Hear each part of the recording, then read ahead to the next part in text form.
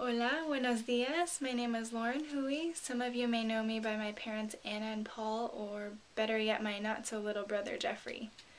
I'm thankful to the Missions Committee for allowing me a bit of time to share with you this morning.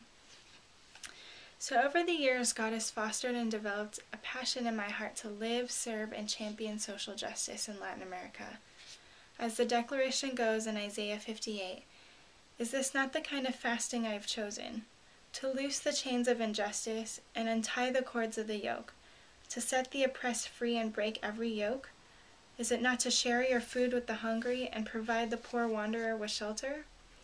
When you see the naked, to clothe him and not to turn away from your own flesh and blood?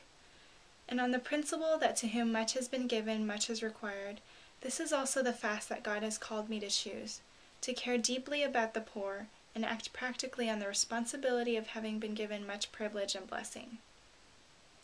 God has essentially flung open a door for me to serve in Asunción, Paraguay for 2 years with the Christian and Missionary Alliance. The main goal of the CMA team in Paraguay is to plant churches and raise up national leaders to carry on the ministry.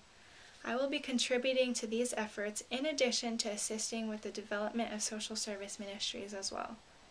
Aside from church plants and discipleship, 3 of my main focuses will be: 1, children's ministries. I will be leading Awana programs as well as doing community outreach among impoverished families through recreational and evangelistic events for children. Secondly, there is an Employment and Life Skills Institute in Asunción, where businessmen and women teach and equip the poor with vocational skills. I will then have the role in helping those individuals cultivate intimate relationships with Christ, manage their finances, foster and maintain healthy relationships, raise children well, etc., to ensure that our efforts to address the improvement of their quality of life are holistic in their approach. Thirdly, I will also be using my professional experience as a social worker at an emergency shelter for victims of domestic violence and sexual assault to assist in developing services for battered women. As this will be grassroots in its commencement, I anticipate the efforts to be largely based in building relationships and rapport with women, advocating for them and educating them on their rights, and providing one-on-one discipleship for those seeking emotional healing. I'm currently in the process of fundraising the necessary funds to cover expenses over the next 2 years. The budget includes expenditures such as housing, transportation, ministry expenses, and a monthly tithe. If you feel led to get involved with God's ministry abroad, please consider partnering with me in prayer and/or supporting my ministry financially.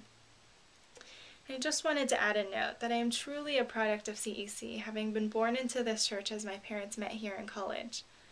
I grew up with many of you as my Sunday school teachers and participated in VBSs and Pioneer Clubs with many others here today. Friday night fellowships continued far into Ark and Flood. I had the opportunity to serve in several leadership capacities with Cabinet back in the day, and even interned with CEC for a summer. I can't even begin to count the number of lock-ins, retreats, and missions conferences I have been blessed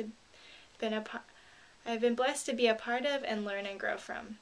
Not to mention all the celebratory events followed by chow mein and fried chicken wings.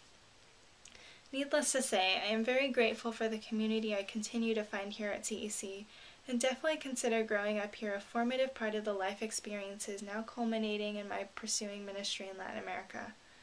I thank you for your encouragement and support thus far, and invite you to continue on with me in this journey.